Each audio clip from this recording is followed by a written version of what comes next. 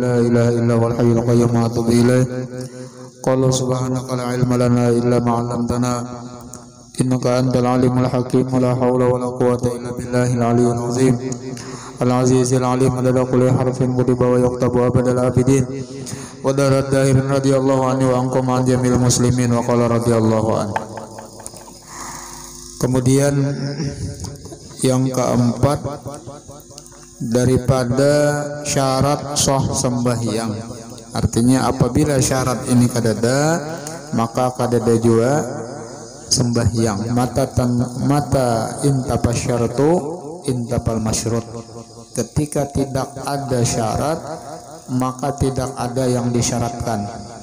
Artinya ketika syarat sah sembahyang itu kadada, maka sembahyangnya pun hukum kadada.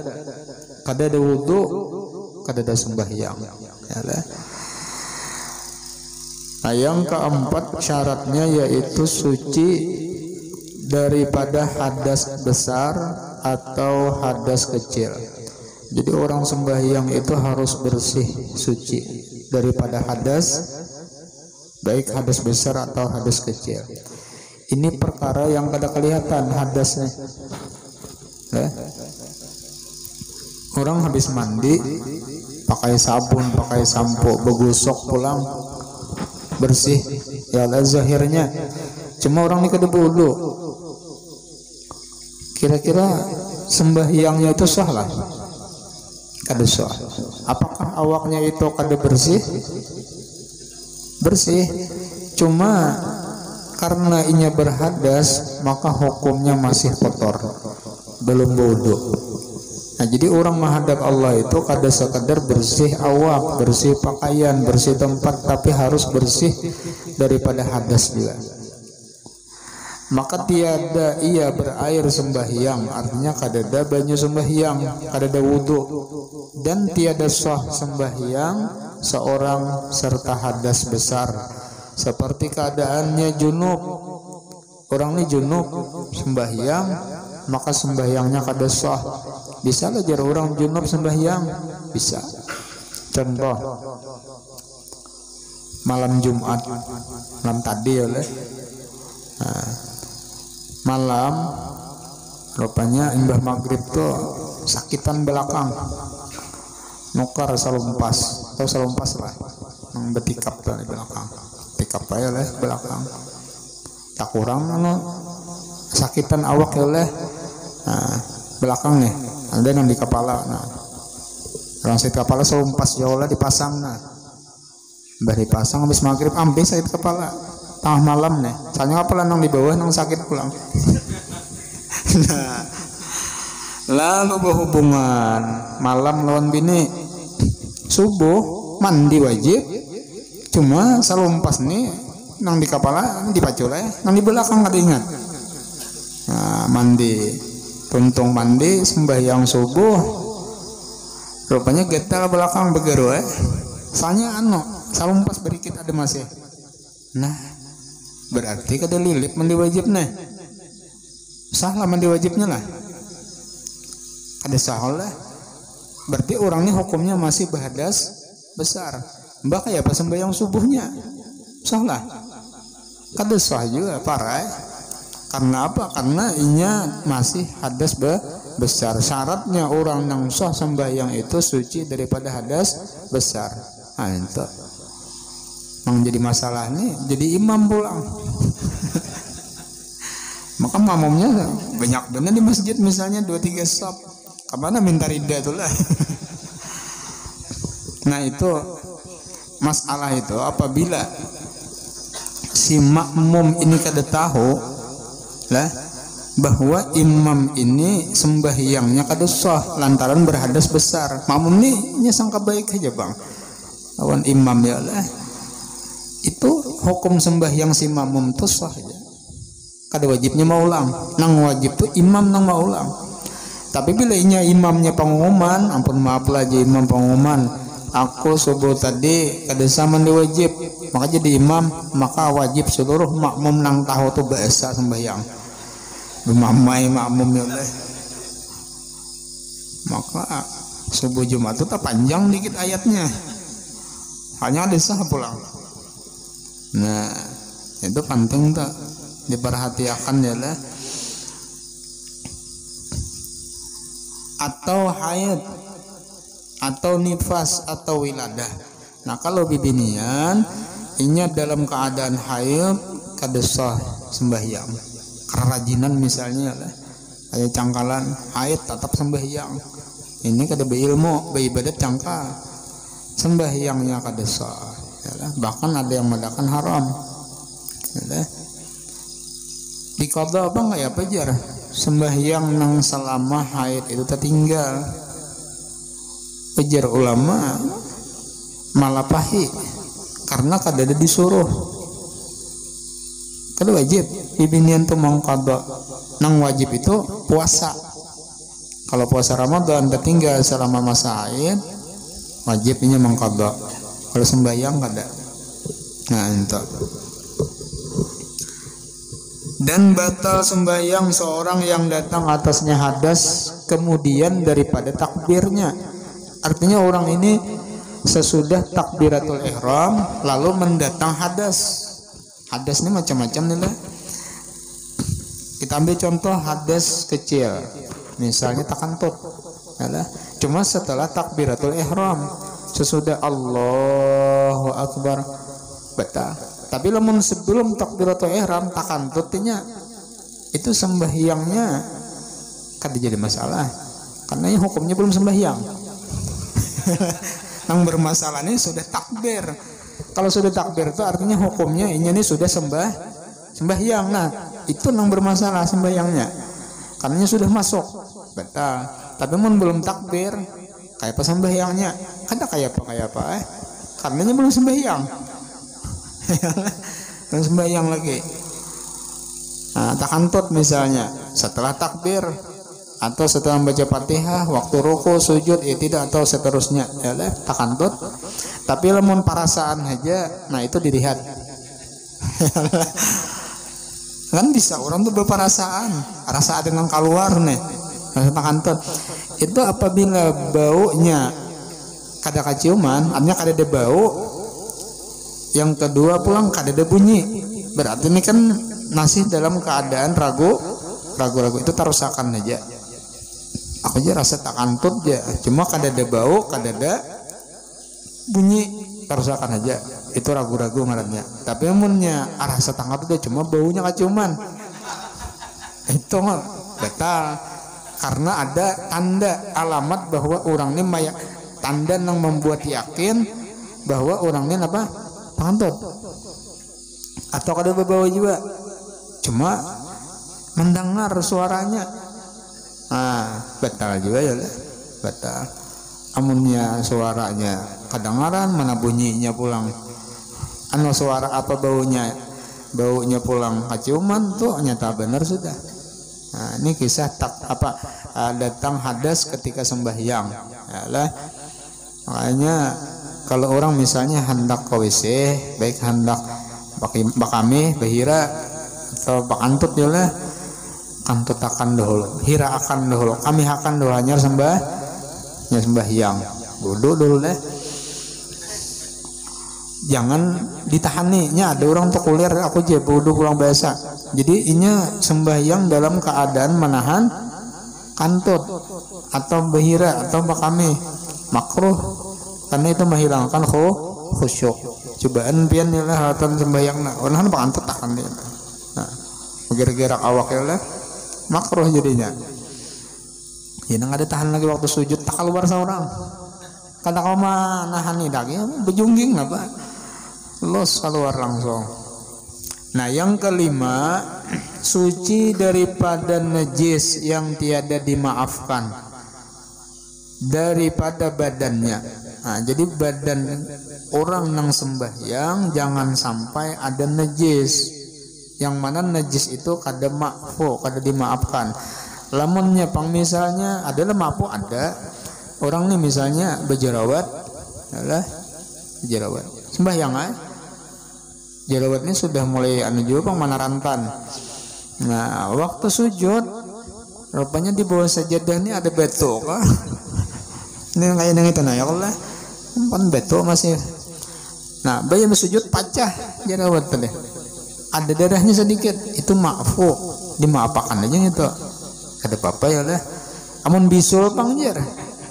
Nah ya begenal nih, dilihat dulu darahnya, lamunnya sampai lilih, nah itu kada maafu, banyak berarti. Diburit bebisul baya duduk imbas sujud tahan tak ya lah, pasti wah nih curing nang beto tak duduk basah tapi nah, tuh batal sembahyangnya.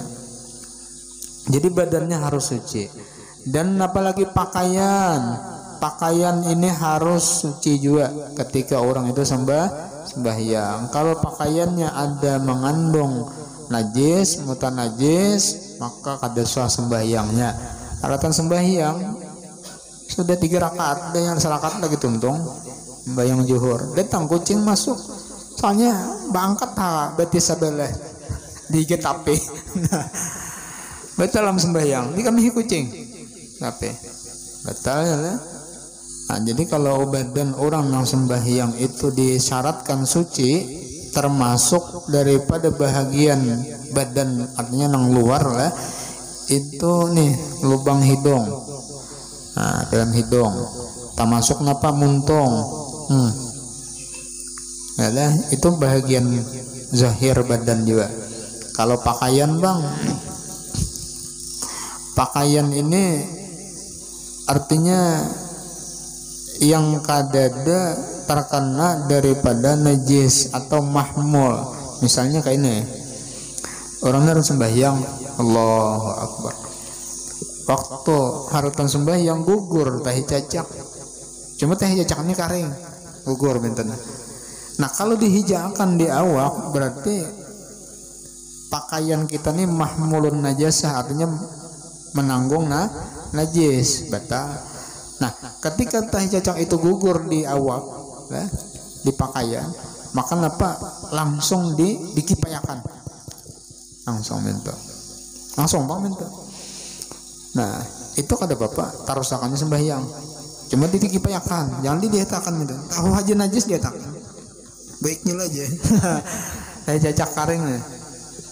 Nah, atau merasa ada gugur di kupiah, ya lah, tahi cacak deh, itu jangan diangkat kupiahnya kayak itu, batal, langsung ditampar minta. Nah kan batalnya sekali aja, nah kipayakan kupiahnya, nah, atau di tangan tadi kipayakannya, sekali tak kipai ke kawan, tangkis kawan pulang, saya tak imam. Nah jadi pakaian tuh syaratnya harus suci juga. Nah lamunnya pang misalnya kayak ini sembahyang nih surban, jadi hujung surban takanan najis, kan najis nih. Nah maka surban ini apabila ditarusakan dipakai batal sembahyangnya, sekalipun misalnya panjang. Contoh kayak ini, surbannya misalnya 3 meter. Nah, jadi kan hujungnya tetap air di bawah situ, di pasapan. Sekalinya di ujung surban tuh, nah, ada sekalinya kucing di situ, pakame atau ada tai cacak melihat kita, batal sembahyang. Kenapa? Karena ini mahmul, berait bersambung. Nah ujungnya sampai, sekalipun ujung itu kada bergerak ketika kita rokok tidak sujud bergerak nih, ujungnya kan bergerak, tetap hukumnya mahmul karena ini berait bersambung. Nah, makanya bagusnya adalah kalau orang yang sembahyang itu memakai mikrofon nang bagusnya itu nang kayak ini, kadang nampak kapit. Kalau nampak kapit itu kan nampak kabel maksudnya. Nah kan ujung kabel ini bisa dipakan kaum higa mimbarnya lah, abu bawa sajadah ya Allah, ujung nih sambungan kabel nih besi ya, di kabel tuh di bawah sajadah tuh ada tahi cacak. Nah bisa ada tahi cacak lah, yakin ada, yakin batal sembahyangnya. Karena itu tasil bersambung berait. Jadi nang aman tuh nang kayak ini nah. Biar misalnya di apa? Napa ngaran cucokannya di situ napa ngarannya? Nah, wirelessnya dihiri cacak situ misalnya dihiri kucing. Kada batal. Napa aja makanya itu anu aja ada hubungan. Cuma hubungan ini kada nang jahir ya lah artinya nang betali.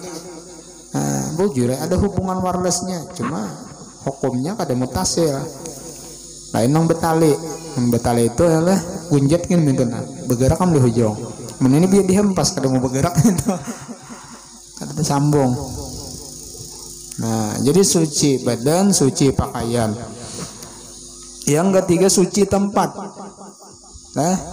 Nah, maksud tempat di sini adalah yang mana ketika orang sembahyang itu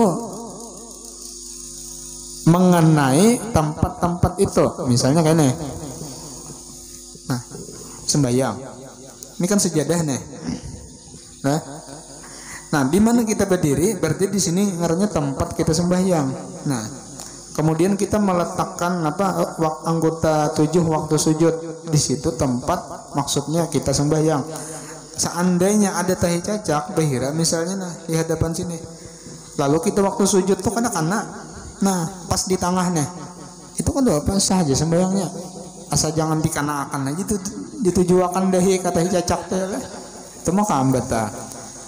Artinya di hadapan kita nah ada tahi cacak, ya kenapa?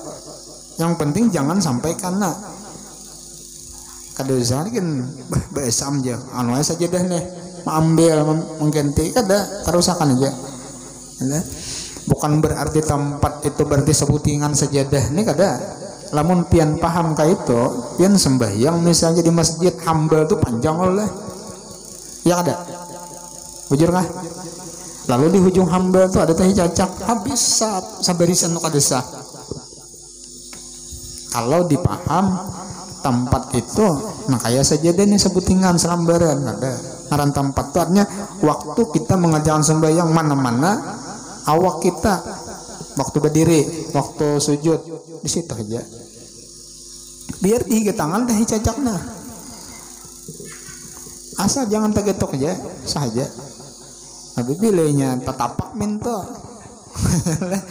Tuh kada kawa lagi sudah, kada kawa kada dos ya lah mun berikit. Mengalih nang besar. Nah, jadi suci tempat.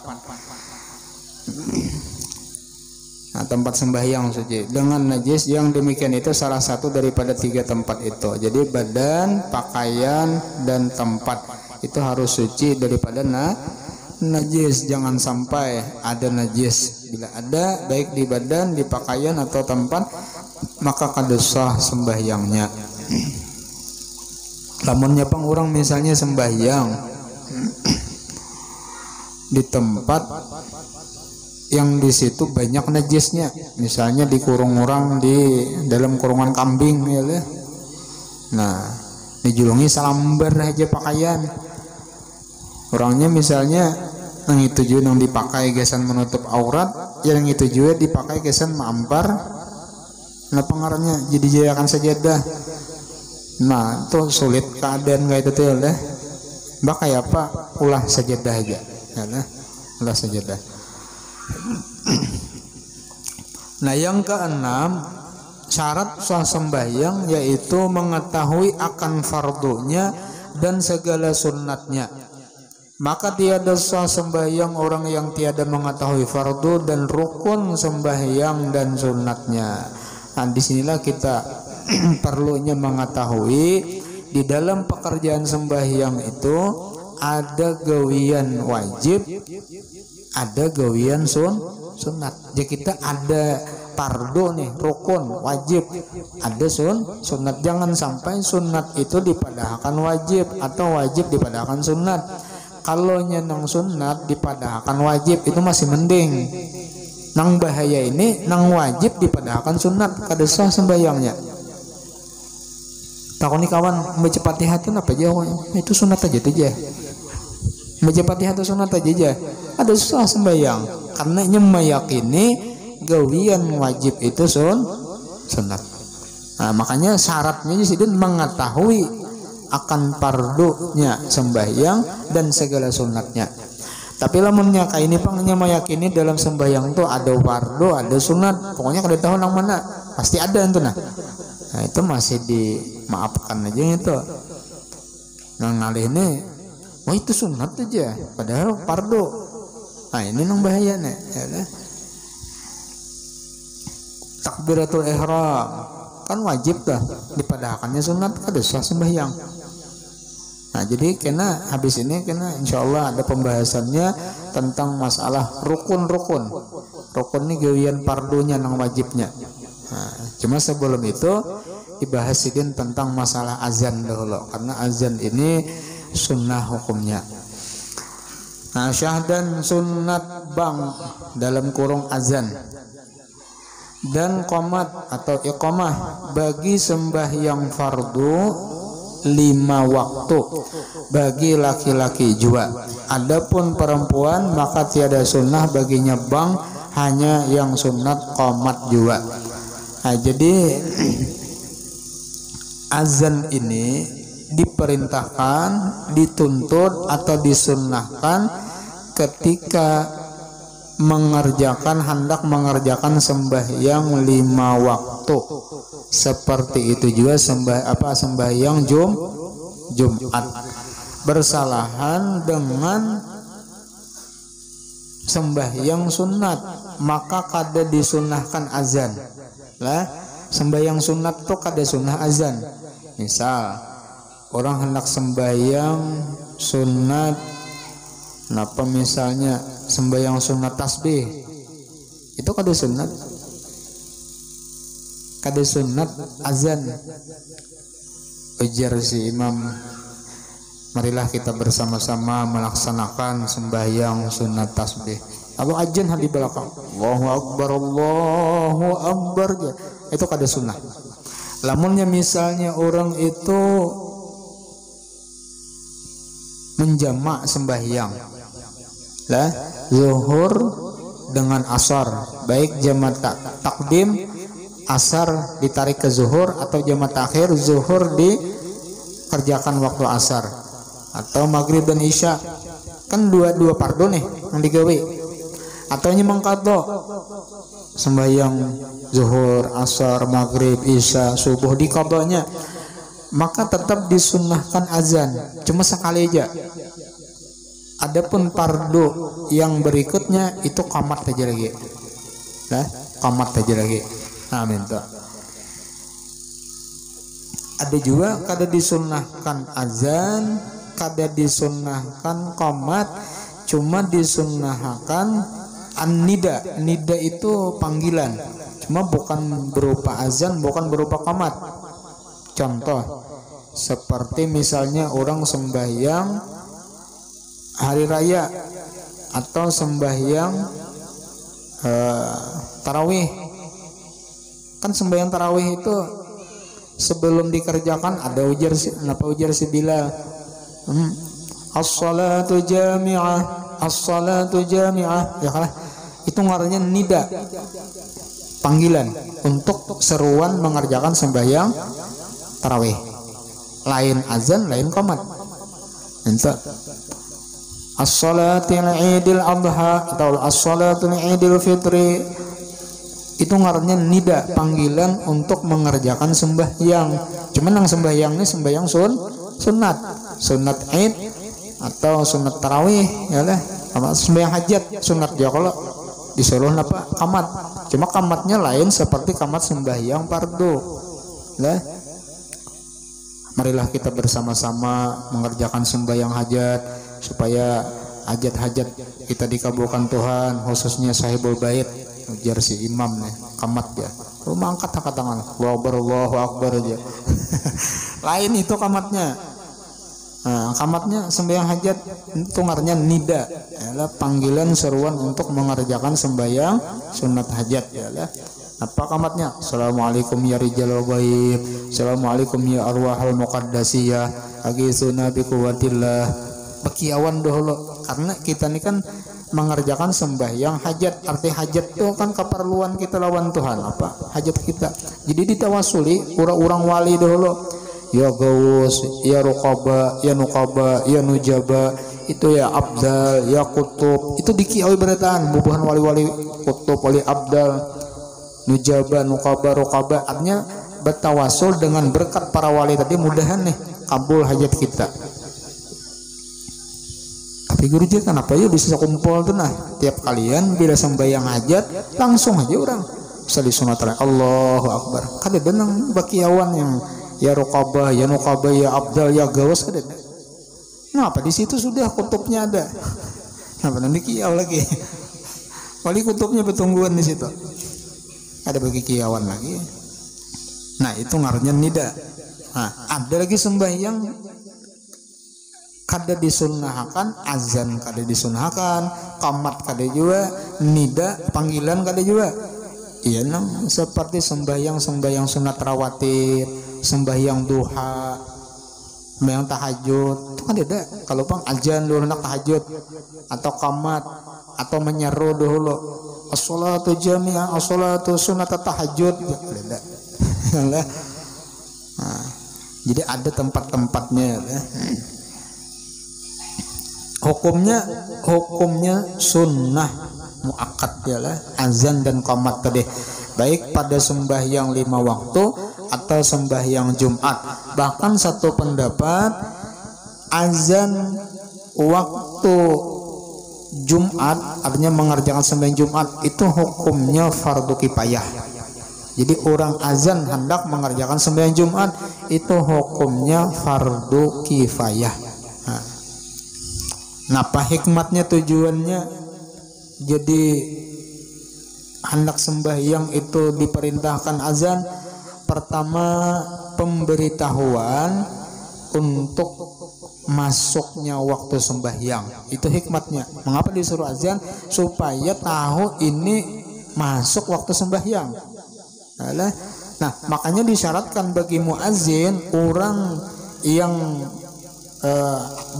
orang yang azan itu syaratnya apa? Di antara syaratnya karena ada dijelaskan. Di antara syaratnya itu harus tahu masuknya waktu sembahyang. Ya? Karena kalau belum masuk waktu sembahyang jangan azan dulu.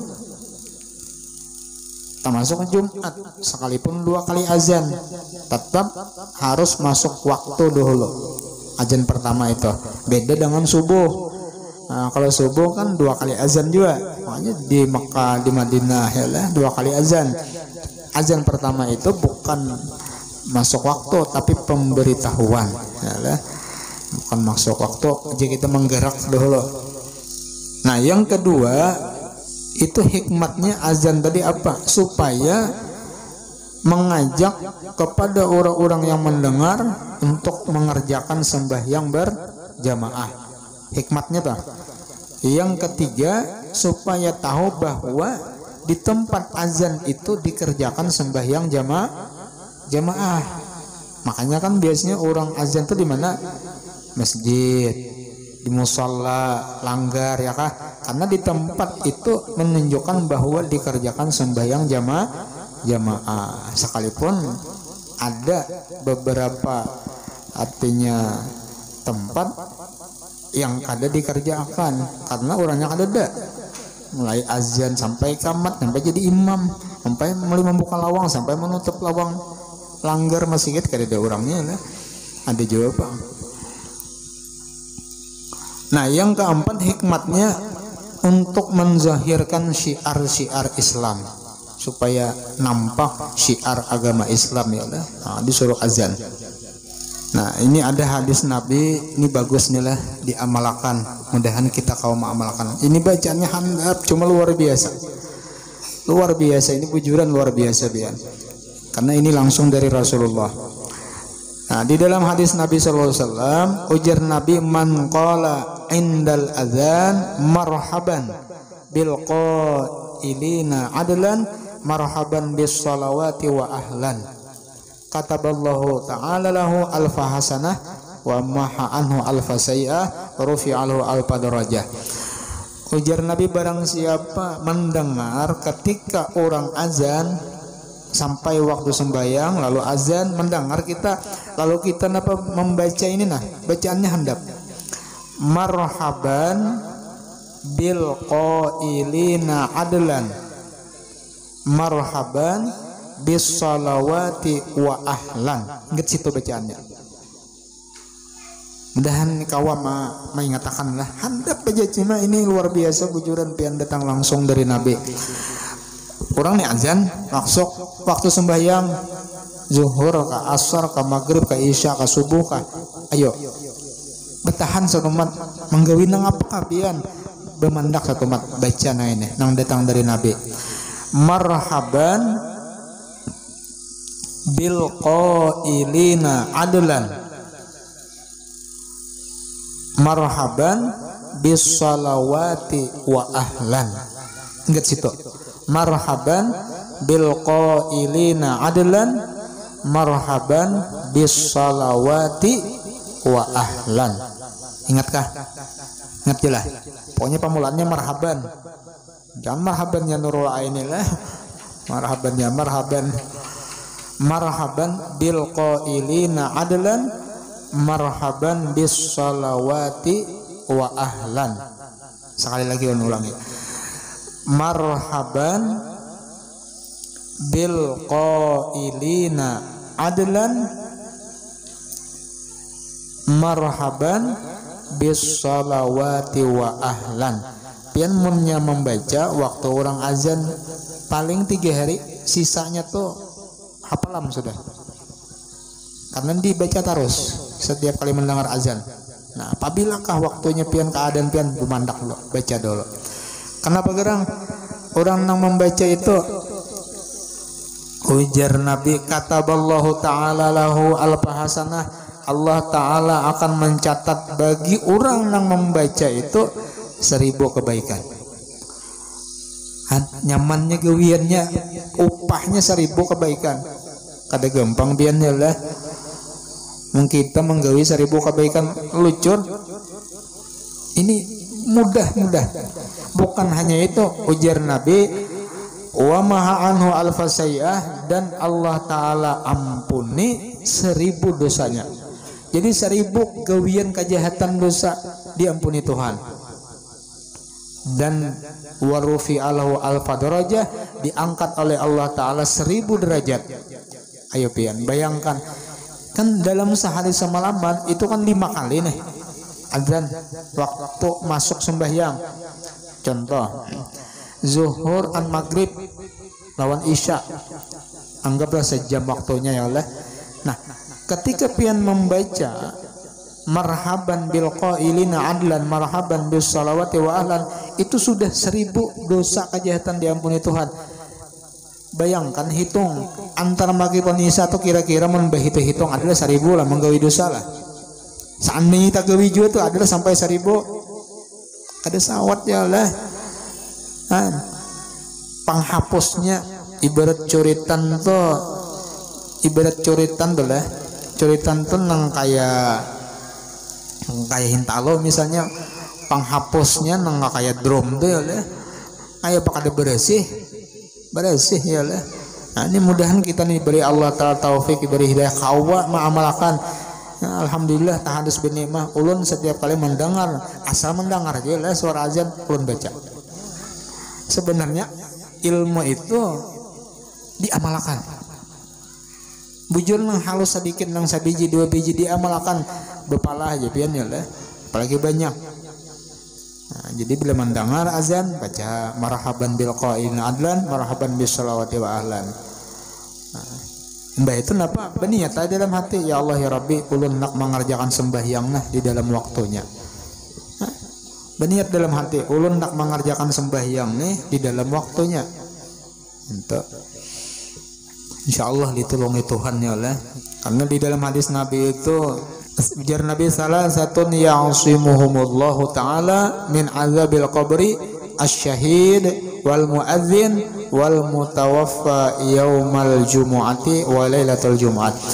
Ada 3 golongan, yang mana 3 golongan ini Allah Ta'ala pelihara, Allah Ta'ala jaga, Allah Ta'ala selamatkan daripada siksa kubur. 3 golongan. selamat dari siksa kubur? Yang pertama asyahid, orang yang mati syahid. Jadi orang mati syahid itu selamat. Alhamdulillah.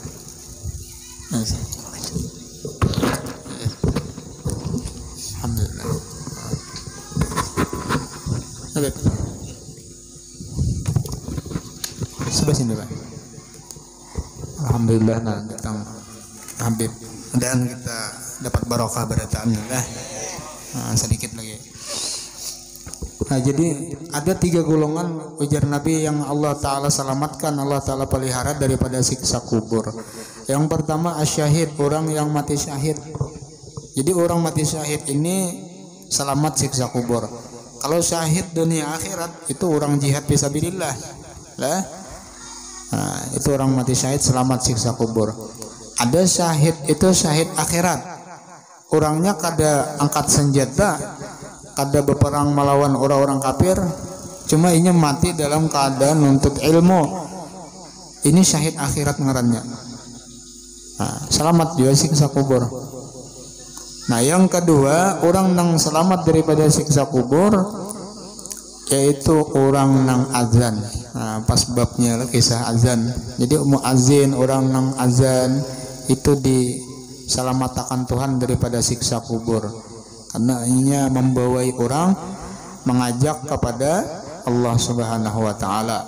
Yang ketiga ujar Nabi, orang nang wafat meninggal dunia pada hari Jumat atau malam Jumat itu selamat juga siksa kubur. Cuma wafat mati meninggalnya dalam keadaan mengerjakan yang baik, artinya husnul khatimah. Amunnya jadi maling malam Jumat tumbak orang ya Pak. Tadi jadi husnul khatimah itu. Kali mati syahid mati sakit. Malam Jumat dia matinya sidian bujur cuma tumbak orang jadi maling. Ada selamat. Nah, jadi yang 3 golongan ini selamat daripada siksa kubur. Panjang pengisah azan nih. Cuma kawaji kita sambung ya lah. Insyaallah dalam satu akan datang. Jadi tampulo artinya ada habis di sini kata Pak. Jangan sedikit kita tabarukan al Habib mumpung sini ada ya lah. Malakan alaikum bil ibadah wal istifadah ya Pak. Nah, jadi yang penting tadi digarisbawahi satu, ketika kita mendengar azan masuk waktu sembahyang, usahakan jangan sampai kada membaca yang diajarkan oleh Rasulullah SAW. Napa ujar Nabi, marhaban bil qailina adlan, marhaban bis salawati wa ahlan. Artinya ketika doa itu dibaca waktu mendengar suara azan, nang waktu masuk sembahyang, jangan MP3 diputar ya lah. Jam 10 diputar MP3. Kadang itu ada ini nang azan masuk waktu sembahyang. Lalu yang membaca marhaban bil qailina adlan, marhaban bis salawati wa ahlan, maka Allah Ta'ala catat 1000 kebaikan, Allah Ta'ala ampuni 1000 dosa, dan Allah Ta'ala angkat 1000 derajat. Mudahan kita diberi Allah Ta'ala taufik hidayah kau mengamalkan. Handap jabian bujuma bujur handap, tapi luar biasa. Jangan dirimihakan nang handap atau nang halus ya lah. Kadang nang halus nih harap pada nang kenal bian kayak lombok parawet ya Pak. Halus jabian cuma tak jatah siut ya lah. Alang lombok kenal ya lah, kata ibresa itu lombok bang lah. Nah, adapun bang itu 15 kalimatnya. Nah, insyaallah kaina akan datang lah. Nah, mudahan ada barokahnya berataan. Jadi kita sama-sama di sini ambil barokah. Tampulo mumpung ada Habib datang di sini, kita minta sedikit tausiah dari Sidin biar banyak ada apa juga lah. Untung lagi kita banyak tuh. Nah, cuma seikhlasnya Sidin ya lah. Cuma mudahan banyak. Nah, mudah-mudahan kita dapat barokahnya berataan. Mudah-mudahan kita diberi Allah Ta'ala taufik hidayah, bisa mengamalkan apa yang kita dapat daripada ilmu agama warisan Rasulullah SAW, dan mudah-mudahan kita selalu disehatkan, dipanjangkan umur, dimurahkan rezeki, dan dikabulkan segala hajat, baik hajat dunia atau hajat akhirat. Amin ya rabbal alamin. Nah, kemudian untuk itu